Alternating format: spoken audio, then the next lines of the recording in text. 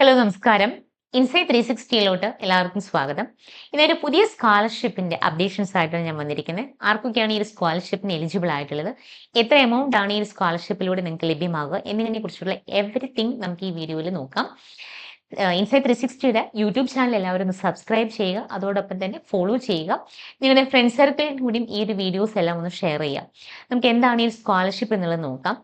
HDFC ബാങ്കിന്റെ പ്രധാന സാമൂഹ്യ ഉത്തരവാദിത്ത സംരംഭമായ പരിവർത്തൻ വഴി നടപ്പിലാക്കുന്ന ഒരു നിർണായക പദ്ധതിയാണ് എഡ്യൂക്കേഷണൽ ക്രൈസിസ് സ്കോളർഷിപ്പ് സപ്പോർട്ട്.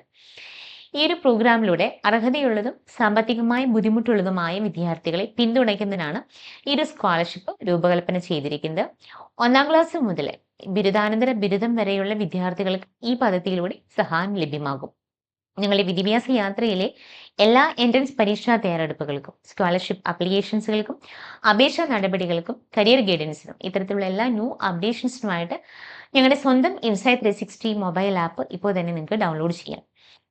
ഈ പ്രോഗ്രാമിന്റെ പ്രധാന ലക്ഷ്യങ്ങൾ എന്തൊക്കെയാണെന്ന് നമുക്ക് നോക്കാം. പരിവർത്തൻ ECS പ്രോഗ്രാം വിദ്യാർത്ഥികളെ പ്രധാനമായിട്ടും 3 വിഭാഗങ്ങളായിട്ടാണ് തിരിച്ചിരിക്കുന്നത്. സാമ്പത്തിക സഹായം നൽകുന്നത്. ഒന്ന്, സ്കൂൾ വിദ്യാർത്ഥികൾക്കുള്ള സഹായം. 1ാം ക്ലാസ് മുതൽ 12ാം ക്ലാസ് വരെ ഡിപ്ലോമ, ITI, പോളിടെക്നിക് വിദ്യാർത്ഥികളാണ് ഫസ്റ്റ് സ്റ്റേജ് വരുന്നത്. സെക്കൻഡ് സ്റ്റേജിൽ എന്ന് പറയുമ്പോൾ ബിരുദ വിദ്യാർത്ഥികൾക്കുള്ള സഹായം, അതായത് ജനറൽ പ്രൊഫഷണൽ കോഴ്സുകൾക്ക് പഠിക്കുന്ന കുട്ടികൾക്ക് അപ്ലിക്കേഷൻ കൊടുക്കാം. 3ാമത്തേത് എന്ന് പറയുന്നത് ബിരുദാനന്തര ബിരുദ വിദ്യാർത്ഥികൾക്കുള്ള സഹായം, ജനറൽ പ്രൊഫഷണൽ കോഴ്സുകൾ ചെയ്യുന്ന PG പ്രോഗ്രാംസ് ചെയ്യുന്ന കൊച്ചുങ്ങൾക്ക് ഈ ഒരു സ്കോളർഷിപ്പ് വഴി നമുക്ക് അപ്ലിക്കേഷൻ മൂവ് ചെയ്യാം.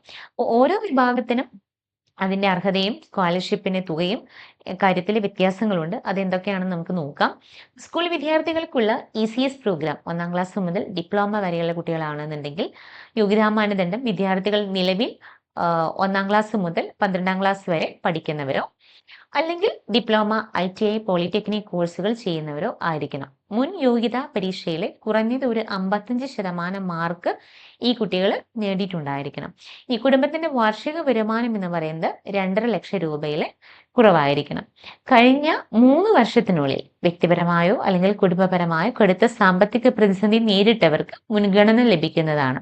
ഉദാഹരണത്തിന് മാതാപിതാക്കളുടെ മരണം അല്ലെങ്കിൽ ജോലി നഷ്ടപ്പെടൽ, അങ്ങനെയുള്ള കേസുകളിലെല്ലാം അവർ ഫസ്റ്റ് പ്രിഫറൻസ് കൊടുക്കുന്നുണ്ട്.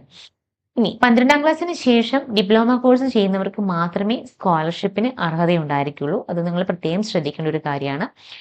ഇനി സാമ്പത്തിക വാർഷിക തുക എന്ന് പറഞ്ഞാൽ 1ാം ക്ലാസ് മുതൽ 6ാം ക്ലാസ് വരെയുള്ള കുട്ടികളാണെങ്കിൽ 15,000 രൂപയും, 7ാം ക്ലാസ് മുതൽ 12ാം ക്ലാസ് വരെ ഡിപ്ലോമ, ITI, പോളിടെക്നിക് വിദ്യാർത്ഥികൾക്ക് 18,000 രൂപ വരെ ലഭ്യമാകും.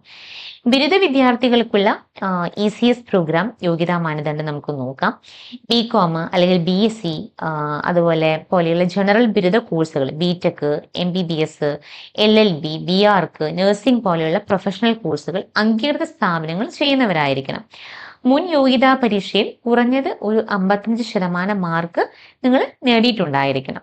കുടുംബത്തിന്റെ വാർഷിക വരുമാനം 2.5 ലക്ഷം രൂപയിൽ കുറവായിരിക്കണം.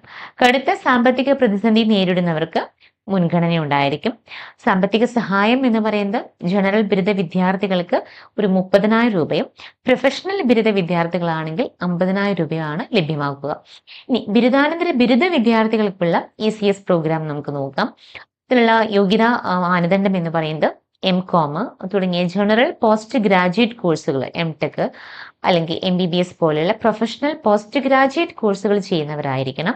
അപ്പോൾ മുൻ യോഗ്യതാ പരീക്ഷയിൽ കുറഞ്ഞത് ഒരു 55% മാർക്ക് ഇവർ നേടിയിട്ടുണ്ടായിരിക്കണം. കുടുംബത്തിന്റെ വാർഷിക വരുമാനം എന്ന് പറയുന്നത് 2.5 ലക്ഷം രൂപയിൽ കുറവായിരിക്കണം എന്നുള്ളത് മസ്റ്റാണ്.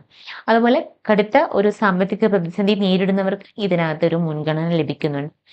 സാമ്പത്തിക സഹായം എന്ന് പറയുന്നത് ജനറൽ ബിരുദാനന്തര ബിരുദ വിദ്യാർത്ഥികൾക്കാണെങ്കിൽ 30,000 രൂപയും, പ്രൊഫഷണൽ ബിരുദാനന്തര ബിരുദ വിദ്യാർത്ഥികൾക്കാണെങ്കിൽ 70,000 രൂപയും ഉയർന്ന തുകയായിട്ട് ലഭ്യമാകുന്നുണ്ട്. ഇനി ഇതിന് അപേക്ഷിക്കേണ്ട നടപടികളും ഇതിനാവശ്യമായിട്ട് ഡോക്യുമെന്റ്സും എങ്ങനെ ഇത് അപേക്ഷിക്കാം എന്ന് നമുക്ക് നോക്കാം. സ്കോളർഷിപ്പിനുള്ള അപേക്ഷ നിങ്ങൾക്ക് ഡയറക്റ്റ്ലി ഇൻസൈറ്റ് 360 ആപ്പ് വഴി സിംഗിൾ ക്ലിക്കിൽ നിങ്ങൾക്ക് അപ്ലൈ ചെയ്യാവുന്നതാണ്. ആപ്ലിക്കേഷൻ ടൈമിൽ എന്തെങ്കിലും ഡൗട്ട്സോ ക്ലാരിഫിക്കേഷൻസോ ഉണ്ടെങ്കിൽ ഇൻസൈറ്റ് 360 മെന്റേഴ്സുമായിട്ട് സ്ക്രീനിൽ കാണുന്ന ഈ നമ്പറിൽ ഡയറക്റ്റ്ലി നിങ്ങൾക്ക് കോൺടാക്ട് ചെയ്യാവുന്നതാണ്. ഇതിനകത്ത് നിങ്ങളുടെ മൊബൈൽ നമ്പർ കൊടുത്ത് ഇമെയിൽ ID വെച്ചിട്ട് ഡയറക്റ്റ്ലി നിങ്ങൾക്ക് ഇതിന് രജിസ്ട്രേഷൻ ചെയ്യാം. നിങ്ങളുടെ പഠന നിലവാരം അനുസരിച്ചുള്ള വിഭാഗം നിങ്ങൾക്ക് തിരഞ്ഞെടുക്കാം. അപേക്ഷാ ഫോം പൂരിപ്പിച്ച് തുടങ്ങുക. ആവശ്യമായിട്ടുള്ള വ്യക്തിഗത വിവരങ്ങൾ, അക്കാദമിക് വിവരങ്ങൾ, കുടുംബ വരുമാന വിവരങ്ങൾ എന്നിവ കൃത്യമായിട്ട് നിങ്ങൾ നൽകണം. ആവശ്യമായ എല്ലാ രേഖകളും സ്കാൻ ചെയ്ത് നിങ്ങൾ ഇതിനകത്ത് അപ്ലോഡ് ചെയ്യണം. വിവരങ്ങൾ കൃത്യമാണെന്ന് ഉറപ്പാക്കിയ ശേഷം ഇതിനകത്ത് അപേക്ഷ സമർപ്പിക്കുക.